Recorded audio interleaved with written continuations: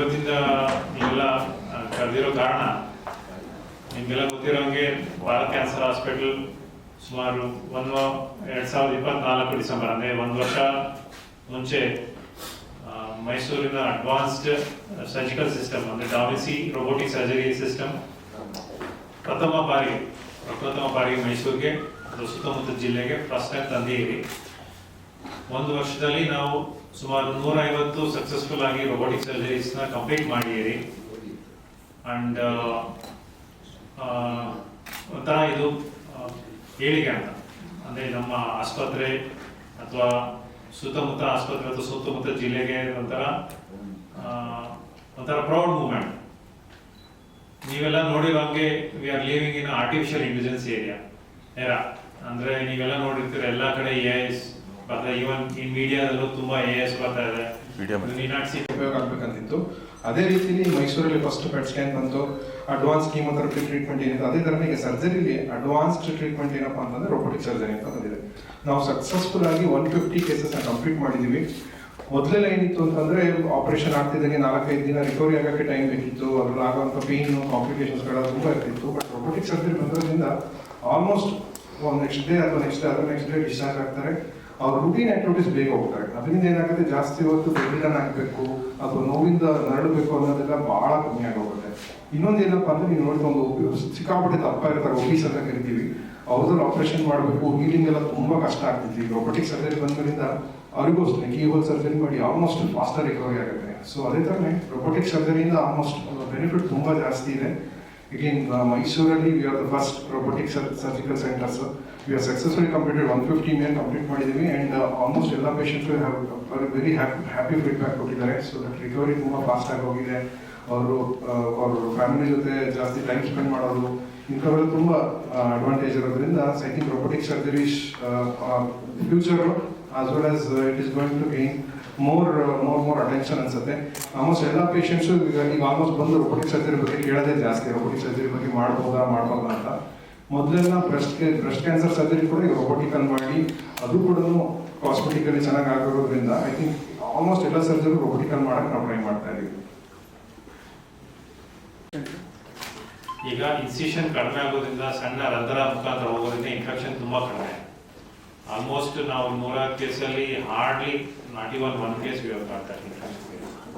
ಇವತ್ತೇ ಒಂದು 2 post op patient ಬಂದಿದ್ರು. They are really happy. ನಾನು ಅನ್ಕೊಂಡೆ ನಿಮ್ಮ ಮುಂದೆ ಮಾತಾಡ್ಸೋಣ ಅಂತ, but due to personal reasons they didn't come. But job displacement ಆಗಲ್ವಾ ಅಂದ್ರೆ? ಜಾಬ್ ಡೆಫಿನೆಟ್ಲಿ ಡಿಸ್ಪ್ಲೇಸ್ ಆಗಲ್ಲ. ಯಾಕಂದ್ರೆ ಇನ್ಸಿಷನ್ನೇ ಇರೋದಿಲ್ಲ, ಸ್ಮಾಲ್ ರಂಧ್ರ ಇರುತ್ತೆ. ಈಗ ಟ್ಯೂಬೆಕ್ಟಮಿ ಏನು ಮಾಡಿಸ್ಕೊಂತಾರಲ್ಲ, ಸ್ಮಾಲ್ ಟ್ಯೂಬೆಕ್ಟಮಿ ಮಕ್ಕಳಂತ ಆಪರೇಷನ್, ಅದೇ ಥರ ಇನ್ಸಿಷನ್ಸ್ ಇರುತ್ತೆ. ನೆಕ್ಸ್ಟ್ 1 ತಿಂಗಳಲ್ಲಿ ಗಾಯ ಕಾಣಿಸೋದೇ ಇಲ್ಲ. ಅವ್ರ ದಿನಚರಿ ಆಕ್ಟಿವಿಟೀಸ್ ಅಲ್ಲಿ ಏನು ಅಡಚಣೆನೇ ಬರೋದಿಲ್ಲ. ಸೊ ಅವರ ರುಟೀನ್ ಆಕ್ಟಿವಿಟೀಸ್ ಡಿಸ್ಟರ್ಬ್ ಆಗೋದಿಲ್ಲ. ಅದೊಂದೇ ಅಡ್ವಾಂಟೇಜ್. ಫೈನಲಿ ಟೈಮ್ ಇಸ್ ಮನಿ ಅಲ್ವಾ? ಯಾರು 1 ತಿಂಗಳು 2 ತಿಂಗಳು ಹಾಸ್ಪಿಟಲ್ ಇದ್ದು ತನ್ನ ಡೈಲಿ ಆಕ್ಟಿವಿಟೀಸ್ ಮಾಡಿಲ್ಲ ಅಂದ್ರೆ ಅವರ ಸೋಷಿಯೋ ಎಕನಾಮಿಕ್ ಸ್ಟೇಟಸ್ ತುಂಬಾ ಹೊಡೆದ ಬೀಳುತ್ತೆ. ಈಗ ಬೇಗ ರಿಕವರಿ ಆಯ್ತು ಅಂದ್ರೆ ತನ್ನ ಕೆಲಸ ಶುರು ಮಾಡ್ಕೊಂಡ್ರೆ it is like becoming normal. 150 ಕೇಸಲ್ಲಿ ಡಿಫರೆಂಟ್ ಕೇಸು ಅಥವಾ ಒಂದೇ ಟೈಪ್ ಕೇಸ್?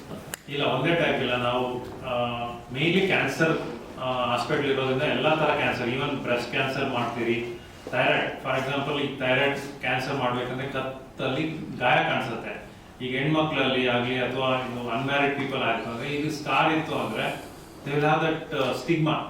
ಸೊ ಈಗ ನಾವು ರೋಬೋಟಿಕ್ ಸಿಸ್ಟಮ್ ಅಲ್ಲಿ ಗಾಯ ಇಲ್ದಂಗೆ ಸರ್ಜರಿ ಮಾಡಿದ್ವಿ, ಬ್ರೆಸ್ಟ್ ಕ್ಯಾನ್ಸರ್ ಸರ್ಜರಿ ಮಾಡಿದ್ವಿ, ಹೊಟ್ಟೆ, ಶ್ವಾಸಕೋಶ, ಪೆಲ್ವಿಸ್ ಎಲ್ಲ ಮನುಷ್ಯನ ದೇಹದಲ್ಲಿ ಯಾವ ಭಾಗ ಬೇಕಾದರೂ ರೋಬೋಟಿಕ್ ಸರ್ಜರಿಯಲ್ಲಿ ಮಾಡಿದ್ವಿ. ನಾವು ಮೇನ್ ಮಾಡಿರೋದೇ ಈ ಗರ್ಭಕೋಶ ಕ್ಯಾನ್ಸರು, ಕರುಳಿನ ಕ್ಯಾನ್ಸರು, ಹೊಟ್ಟೆ ಕ್ಯಾನ್ಸರು, ಅನ್ನನಾಳ ಕ್ಯಾನ್ಸರ್ ಮೇನ್ಲಿ.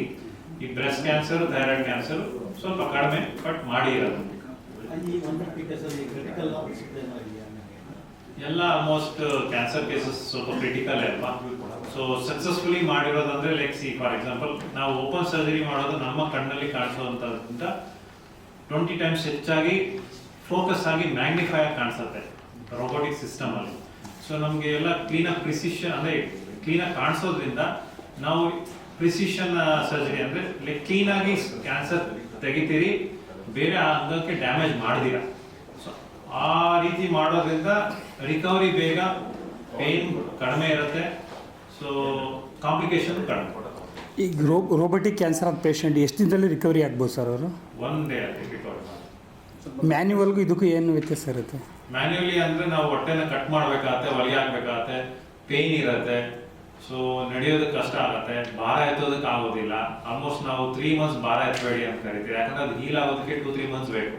ಅದೇ ರೋಬೋಟಿಕ್ ಸರ್ಜರಿ ಕೀ ಹೋಲ್ ಆಯ್ತು ಅಂದ್ರೆ ನೆಕ್ಸ್ಟ್ ಡೇನೆ ಅವ್ರು ಕೆಲಸ ಮಾಡ್ಕೊಬೋದು ಅಲ್ವಾ.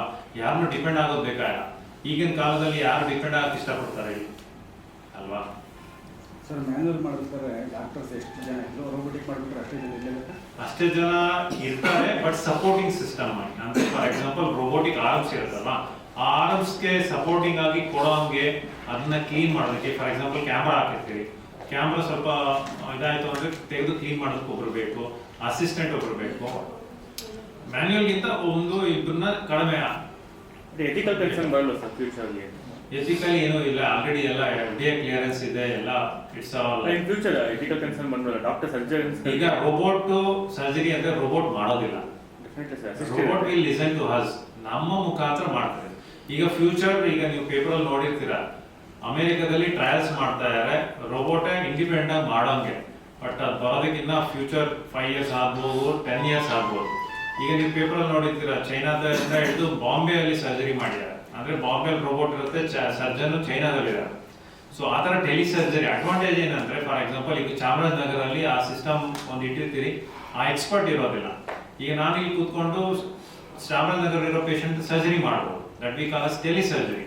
ಸೊ ಆ ಫೆಸಿಲಿಟೀಸ್ನ ಈಗ ಎಲ್ಲಾ ಭಾಗಕ್ಕೂ ತಲುಪಬೇಕಂತ ಒಂದು ಅಡ್ವಾಂಟೇಜ್ ಅಲ್ವಾ. ಈಗ ನೀವು ನೋಡಿದ್ರೆ ಇಲಾನ್ ಮಸ್ಕ್ ಎಲ್ಲ ರೋಬೋಟಿಕ್ ಸಿಸ್ಟಮ್ ತರ್ತಾ ಇದ್ದಾರೆ, ಎಲ್ಲ ಜನಕ್ಕೆ ಹೆಲ್ಪ್ ಆಗಬೇಕು ಅಂತ. ಈಗ ಈ ರೋಬೋಟಿಕ್ ಸಿಸ್ಟಮ್ನ ನಾವು ಕಾಸ್ಟ್ಲಿ ಅಂತ ನೋಡಬಾರ್ದು, ಅದರಿಂದ ಜನಕ್ಕೆ ಎಷ್ಟು ಹೆಲ್ಪ್ ಆಗ್ತಾ ಇದೆ ಅಂತ ನೋಡ್ಬೇಕು. ಲೇಟೆಸ್ಟ್ ಸ್ಟೇಟಸ್ ಅಲ್ಲಿ ಡಯಾಗ್ನೋಸ್ ಆದ್ರೆ ಸರ್ವೈವಲ್ ಪರ್ಸೆಂಟೇಜ್ ಎಷ್ಟಿರುತ್ತೆ? ಡೆಫಿನೆಟ್ಲಿ ಕಡಿಮೆನೇ ಇರುತ್ತಲ್ವಾ. ಬಟ್ ಈಗ ಅಡ್ವಾನ್ಸ್ಡ್ ಟ್ರೀಟ್ಮೆಂಟ್ ಲೈಕ್ ಇಮ್ಯುನೊಥೆರಪಿ ಅಂತ ಬಂದಿದೆ. ಕೀಮೋಥೆರಪಿನೂ ಈಗ 20 ವರ್ಷ ಮುಂಚೆ ಹೇಗಿತ್ತು ಕೀಮೋಥೆರಪಿ, ಈ ತರ ಇಲ್ಲ ಈಗ. ಅಂದ್ರೆ ನಮ್ಮ ಕಾಯಿಲೆ ಬಗ್ಗೆ ಚೆನ್ನಾಗಿ ತಿಳ್ಕೊಂತಾ ಇದ್ದಾರೆ, ತುಂಬಾ ರಿಸರ್ಚ್ ನಡೀತಾ ಇದೆ. ಈಗಿನ ರಿಸರ್ಚ್ ನಡೀತಾ ಇರೋದು ಮೇನ್ಲಿ ಕ್ಯಾನ್ಸರ್, ಯಾಕಂದ್ರೆ ಕ್ಯಾನ್ಸರ್ ಜಾಸ್ತಿ ಆಗ್ತಾ ಇದೆ ಅಲ್ವಾ, ಅದರಿಂದ ರಿಸರ್ಚ್ ತುಂಬಾ ಮಾಡ್ತಾ ಇದ್ದಾರೆ. ಅಡ್ವಾನ್ಸ್ ಡ್ರಗ್ಸ್ ಬರ್ತದೆ, ಇವನ್ ಸ್ಟೇಜ್ 4 ಕ್ಯೂರ್ ಆಗೋ ಚಾನ್ಸಸ್ ಚೆನ್ನಾಗಿದೆ. 3-4 1 to 3 ವರೆಗೂ curable, even stage 4 is also curable, but 100% ನಾವು ಈಗಲೂ ಹೇಳಕ್ಕಾಗಲ್ಲ. ಸರ್ಜರಿ ಪೇಷಂಟ್ಗಳಿಗೆ ಇನ್ಫೆಕ್ಷನ್ ತುಂಬಾನೇ ಭಯ ಇರುತ್ತೆ, ಇನ್ಫೆಕ್ಷನ್ ಈ ಸಂಬಂಧಪಟ್ಟ ಯಾ ಅದಕ್ಕೆ ಹೇಳಿದ್ರು, ಈಗ ಇನ್ಸಿಷನ್ ಯಾವಾಗ ದೊಡ್ಡದಾಗುತ್ತೆ, especially in diabetic patients infection rate ಜಾಸ್ತಿನೇ. ಈಗ ನಮ್ಮ ರೋಬೋಟಿಕ್ ಸಿಸ್ಟಮ್ ಅಲ್ಲಿ ಅಥವಾ ಅಡ್ವಾನ್ಸ್ ಲ್ಯಾಪ್ರೋಸ್ಕೋಪಿಕ್ ಸಿಸ್ಟಮ್